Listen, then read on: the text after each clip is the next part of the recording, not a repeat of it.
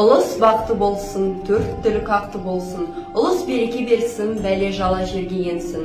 Ұлы халқын тоқ болсын, көліктерін көп болсын.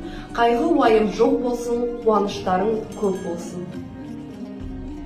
Қазақстан халқы үшін Наурыз мейрамы көктем мен жаңаруды айқыштайтын мерейі аса ұлы мереке.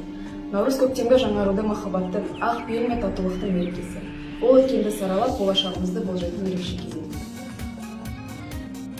Болсын қазағымның керегесі, кетпесін ала берген берекесі.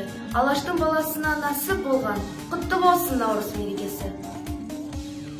Күн мен түн теңеліп, көктем күшін асырған, ұлы күннің жеріме, күнің көкте жайнаған, орманда құс сайрайды жалындаған жастықтай, жасы Наурыз мейрамы, ақ тілек бейбітшілік аман болсын, ел жұртым қадірлі аман болсын, туғандай бір анадан жамағаттар достыққа берік болсын.